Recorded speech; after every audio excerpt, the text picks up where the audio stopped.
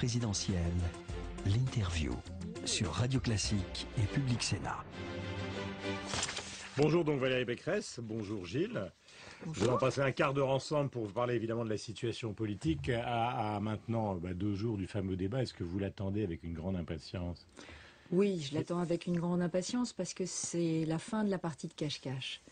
François Hollande a joué l'esquive sur son projet depuis 1 an. Il a promis tout et le contraire de tout. Et je crois qu'il est temps aujourd'hui de le mettre face à face avec ses contradictions. Mais vous savez, parce que c'est ce qui a été écrit par la plupart des analystes qui ont revisionné tous les débats depuis 1974, à la fois en les regardant et en même temps en examinant leurs conséquences, finalement ça a joué un rôle très très faible. Et ce matin, c'est 53-47 la situation. Alors, quelle pourrait être la stratégie du président candidat sortant pour renverser la table ? Parce que finalement, c'est sa dernière grande arme. Et vous savez, nous sommes dans un moment totalement historique. Le monde est en crise. La France traverse une crise économique qui est la crise du monde occidental. Je crois que dans ces conditions, le débat change de nature. La question aujourd'hui, c'est qui a les bonnes solutions pour sortir la France renforcée de cette crise mondiale historique. Quand François Hollande dit « la crise n'est pas en France, elle est en Espagne », outre que cette phrase est pas proprement stupide, d'ailleurs, on pourrait lui dire que ça montre que Nicolas Sarkozy n'a pas si mal géré la situation, mais la vérité c'est que la crise est là, que le Parti Socialiste nie cette crise, que son programme c'est un programme de dépenses à crédit, d'impôts, de dettes. Donc vous considérez que ce débat peut faire changer la... Oui, parce qu'aujourd'hui, François Hollande parle de croissance, mais c'est une imposture. Son programme c'est un programme de décroissance et de chômage. Et je crois qu'il faut aller le débusquer, il faut lui faire dire ce qu'il n'a pas envie de dire, c'est-à-dire que aucune des promesses qu'il a faites dans cette campagne n'est financée, aucune ne peut être réalisée. Mais est-ce qu'on peut arriver en 3 heures à retourner une situation d'avantage dans les sondages qui dure depuis plus d'1 an ? Les Français sont très perplexes. D'ailleurs, on l'a vu... Avec un écart large. C'est vrai, mais il y a des chiffres qui sont intéressants. Quand on voit que moins de la moitié des personnes qui ont voté Hollande au premier tour l'ont fait par conviction et par adhésion à son projet, à sa personne, on se dit que les Français, aujourd'hui, font des choix par défaut. Ils font des choix par défaut, et pour l'instant, on est à 4 jours du scrutin. Mon sentiment, c'est qu'on n'a pas parlé des vrais sujets. On n'a pas parlé, effectivement, de la montée de ces grandes puissances. On n'a pas parlé de la crise économique. On n'a pas parlé des 1700 milliards de dettes qu'il va falloir rembourser, et qu'on va mettre 10 ans, monsieur Durand, 10 ans à rembourser. Alors, question, Gilles Leclerc. Pécresse, à propos de votre candidat hier à Toulouse, il a vraiment mis en avant la nation et les frontières. Est-ce que ça, ce sont des armes fatales, je dirais, qu'il devrait employer au moment du débat? Est-ce que vous estimez que dans ce discours un peu des valeurs, les frontières, c'est une valeur, je dirais, très moderne dans le monde d'aujourd'hui? Je crois que la nation, c'est une question extrêmement moderne. Le philosophe Renan disait une nation, c'est avoir fait ensemble des grandes choses par le passé et vouloir encore en faire dans l'avenir. La notion de France forte, tout le programme de Nicolas Sarkozy est basé sur l'idée que ensemble. Et c'est ça qui peut faire la différence au moment du débat? Oui, parce que je crois que les Français sont dans l'inquiétude. Ils se demandent, est-ce que notre pays peut s'en sortir? Est-ce qu'il peut peser sur les règles du jeu du monde? Vous me parlez de la question des frontières. La question des frontières, c'est ça. C'est de se dire, nous allons définir un espace, pour nous c'est l'Europe, pour Marine Le Pen c'est la France, pour nous c'est l'Europe, un espace qui sera protégé, qui sera notre espace dans lequel nous allons définir des nouvelles règles du jeu que nous allons essayer d'imposer au monde, des règles sociales. Il y a des vraies différences avec François Hollande sur ce point-là, honnêtement. Mais bien entendu. François Hollande, sur l'Europe. Sur l'Europe, François Hollande, d'abord il veut déstabiliser l'Europe, puisque nous avons un pacte de stabilité que nous avons conclu en décembre, qui a ramené le calme dans la zone euro et qui est absolument indispensable. Il faut une règle d'or de discipline budgétaire, il faut une solidarité financière, il faut un gouvernement économique de la zone euro. Nous avons mis les fondations d'une Europe puissante avec ce traité que François Hollande veut balayer. En plus, il y a une énorme imposture. Quand François Hollande dit « Monsieur Draghi parle de croissance, Madame Merkel parle de croissance », mais il ne parle pas du tout de la même croissance que celle de Monsieur Hollande. Monsieur Hollande veut faire de la dépense publique. Il y a une petite inflexion quand même. Mais il n'y a pas 1 euro pour faire de la dépense publique. Vous avez entendu ce qu'a dit Monsieur Draghi. Il faut plus de réformes structurelles, il faut une règle d'or de retour à l'équilibre et il faut arrêter de financer un modèle social à crédit. Alors il faudrait qu'il parle à Monsieur Hollande en face à face. Le plan Marshall, justement, pour l'Europe, dont on parle ce matin, un plan de 200 milliards d'euros. Est-ce que vous avez des informations sur ce sujet? C'est une information qui vient de l'Espagne? C'est une décision de Bruxelles? Qu'est-ce que vous pouvez nous dire ce matin là-dessus? D'abord, ce qu'il faut comprendre, c'est qu'il y a deux types de dépenses. Il y a les dépenses de fonctionnement qu'il faut réduire. Il y a les déficits qu'il faut réduire. Et l'Europe ne dit que ça. Toute l'Europe veut la règle d'or, de M. Van Rompuy jusqu'à M. Draghi. Et puis de l'autre côté, il y a les dépenses d'investissement d'avenir. Nous avons été les premiers. Ça, c'est un coup de pouce pour la croissance à venir, Monsieur Leclerc, dont on a besoin quand même. Monsieur Leclerc, c'est la politique de Nicolas Sarkozy dont on parle. La vérité, c'est que M. Hollande diverge de la politique européenne et Nicolas Sarkozy est leader de cette politique. Parce que le plan de relance, le plan d'investissement d'avenir, les grands plans structurels d'investissement, c'est nous qui les avons imposés en Europe pendant la crise et tout le monde nous a suivis. L'OCDE a même dit que nos plans étaient exemplaires. Donc la croissance européenne telle qu'elle est présentée aujourd'hui, c'est la croissance à la Sarkozy, c'est pas la croissance à la Hollande.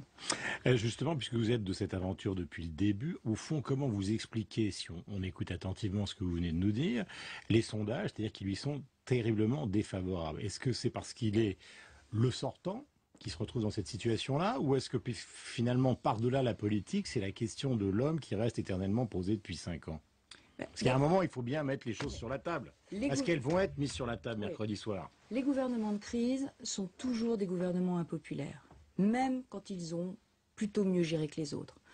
Si je vous dis que notre dette a moins augmenté que la dette moyenne de l'Europe, si je vous dis que notre chômage a moins augmenté que le chômage de l'Europe, vous allez me dire, oui, mais il a augmenté. Donc c'est la fatalité du sortant. Il y a d'abord, c'est pire que ça, parce que, j'allais vous dire, Lionel Jospin, il avait 3% de croissance. Quand il est sorti du gouvernement en 2002, il n'a pas été qualifié au second tour. Donc la fatalité du sortant, elle peut jouer même en période de croissance. Mais là, on est en période de très grave crise. Donc oui, il y a l'impopularité du sortant, notamment chez les Français qui souffrent, chez les Français qui ont eux, souffert de la crise, qui se disent qu'on n'a pas été suffisamment efficace. Ça, c'est la première chose. Mais la deuxième chose, et là je veux le dire, c'est que François Hollande a promis des choses totalement irréalisables. Vous n'avez pas répondu sur la deuxième question. Pardon ? L'homme. Mais l'homme, alors, le style, le comportement. Mais le président a fait son mea culpa. C'est quand même la première fois, par exemple, regardez. Non, mais je vous prends un exemple. Je prends un exemple. L'affaire du 1er mai, par exemple. Les syndicats ont toujours globalement été à gauche, en tout cas pour la CGT, la CFDT, tout le monde le sait. Mais là, ouvertement, ils prennent position contre lui, considérant que cette affaire du 1er mai est une affaire qui ne leur va pas. Est-ce que c'était vraiment nécessaire, au dernier moment, d'ajouter, je ne vais pas dire une provocation, parce que ce serait un jugement, mais d'ajouter quelque chose dont on sait pertinemment que ça va les exaspérer au plus haut point? Deux choses, Monsieur Durand. D'abord, la CGT n'a pas attendu que le président veuille parler le 1er mai pour appeler à voter contre lui, sortant ainsi de sa réserve et de sa neutralité républicaine historique. C'est un choix qui a été fait par certains leaders syndicaux nationaux. C'était quand même après les propos de Nicolas Sarkozy sur les corps intermédiaires. C'est un choix anti-républicain. C'est la première chose. La deuxième chose, c'est sur ce 1er mai, les syndicats et les partis de gauche, parce que c'est les syndicats et les partis de gauche, n'ont pas le monopole de la représentation des travailleurs. La valeur travail, c'est nous qui la défendons, avec les heures supplémentaires, avec la revalorisation du SMIC net, avec la baisse du coût du travail. C'est nous qui protégeons la France du chômage. C'est certainement pas les socialistes. Nous allons le dire. Mais je comprends, mais quand vous vous retrouvez dans une situation, je parle des petites provocations. Quand vous mais c'est pas de la provocation, non, mais je pose ma question, après vous répondez comme vous le souhaitez. Mais quand vous vous retrouvez dans un front qui va de François Pinault à François Chirac, c'est quand même bizarre. Il y en a un qui dit qu'il est cuit et l'autre qui l'attaque bille en tête dans les journaux ce matin. C'est quand même pas des gens qui appartiennent au même monde, qui ont le même portefeuille boursier et même les mêmes convictions politiques.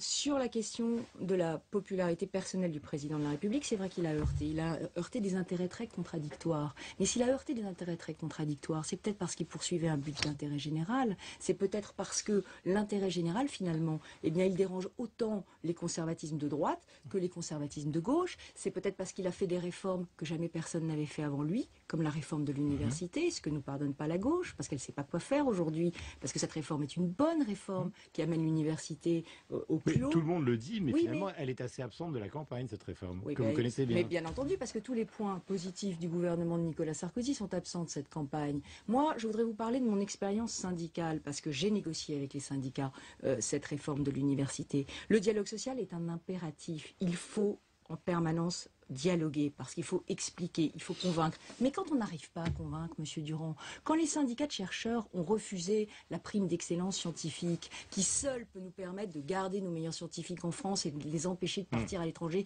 ils l'ont refusé au nom de l'égalitarisme. Eh bien, c'est pas notre vision. C'est pas notre vision parce que c'est pas la bonne vision. Alors oui, on est allé contre les syndicats, on est allé contre les conservatismes, on est allé contre les corporatismes et l'égalitarisme, parce que c'était pas notre projet. Et la valeur travail, je vous le dis, c'est nous qui la défendons. Parce que, vous savez, c'est très dur pour les Français de penser que certains vivent des revenus d'assistance et gagnent plus que ceux qui travaillent. Mais si je comprends bien, en fait, il paye le tarif des réformes, c'est-à-dire qu'il a secoué les Français, maintenant les Français le secouent. Bien sûr, mais en même temps, vous savez, quand vous choisissez un chirurgien parce que vous êtes gravement malade, la France aujourd'hui est dans Ne me une dites pas crise. ça le matin, je suis extrêmement... Oui. Est-ce que le sujet, c'est d'avoir est-ce que le sujet, c'est d'avoir le chirurgien qui est le plus sympathique, celui qui a jamais rien fait, donc envers lequel on ne peut pas avoir de grief, ou est-ce que le sujet, c'est de prendre le meilleur chirurgien, celui dont on sait qu'il peut mener l'opération à bien. Et tout Moi, ça... je crois qu'on est dans la dernière semaine et qu'aujourd'hui se pose la question de la crédibilité, pas de la popularité, de la crédibilité. On est au bord du gouffre, le monde est au bord du gouffre, et la situation nécessite vraiment qu'on gère la France au mieux. Vous dites on est au bord du gouffre, ce sont des propos quand même assez inquiétants. Est-ce que par exemple vous-même, vous êtes à Bercy, est-ce que la situation espagnole par exemple vous inquiète beaucoup et est-ce que vous craignez un dérapage vers la France, quel que soit je dirais le gagnant de 6 mai? Ce qui m'inquiète beaucoup, c'est les propos de François Hollande. Quand il dit qu'il va remettre en cause le pacte de stabilité de la zone euro, qui a redonné de la stabilité à la zone, en novembre tout était sur le point de s'écrouler. Et aujourd'hui, on est 5 mois plus tard et tout est à peu près stabilisé. Alors oui, évidemment, il y a des pays en Europe dont la situation économique nous inquiète. Oui, il faudra trouver des solutions qui sont des solutions ad hoc. Mais vous voyez bien qu'on n'est pas sorti de la crise, contrairement à ce que dit François Hollande, et que des propos comme « je vais renégocier le traité » sont des propos irresponsables, de même que le propos tenant à dire « je réduirai les déficits si la croissance est là ». Le sujet aujourd'hui, c'est que nous avons la confiance des investisseurs. Nous avons des taux d'intérêt très bas. Pourquoi? Parce que tout le monde pense que la France est une valeur sûre qui va rembourser sa dette. À partir du moment où les investisseurs auront le sentiment que la France s'éloigne de cela, de la réduction des déficits, de la bonne gestion, de la gestion prudente... Vous ne faites pas un peu peur à l'opinion publique en disant en gros si c'est François Hollande, il y a plus de risques que les spéculateurs attaquent la France? Mais moi, ce que je ne supporte pas, Monsieur Leclerc, c'est que François Hollande ne dise pas la vérité sur la situation de la France. On a 1700 milliards de dettes. Chaque Français a 25 000 euros à rembourser. On ne peut pas proposer des solutions des années 80. Les emplois jeunes, les contrats d'avenir, la hausse du SMIC, la hausse de l'allocation de rentrée scolaire, avec quel argent? Avec quel argent? On va s'endetter encore? Vous savez, Raymond Barre, il y a 30 ans, avait dit quelque chose. Malheureusement, on ne l'a pas suivi.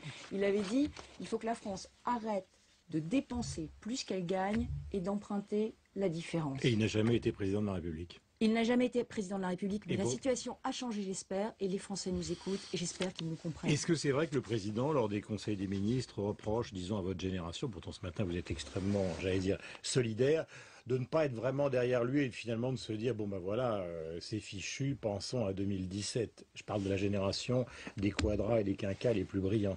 Monsieur Durand, je ne me résigne pas à l'idée que dans une période qui est une période aussi importante pour la France, les Français puissent ne pas voter pour la bonne politique économique.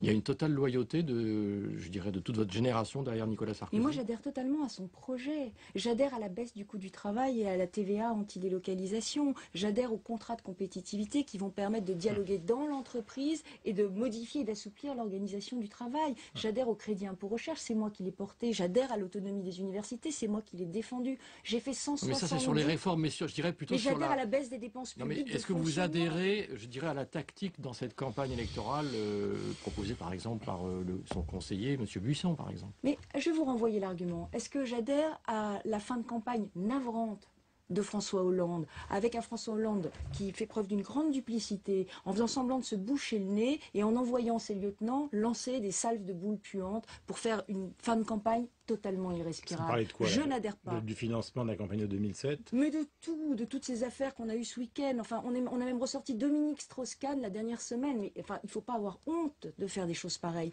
Moi, je voudrais que François Hollande accepte. J'aurais voulu qu'il accepte 3 débats. J'aurais voulu qu'il accepte de montrer que son programme, c'est des promesses non financées, qu'il a tout promis à tout le monde, qu'il ne pourra pas tenir, et que s'il les tient, il emmènera la France dans le mur.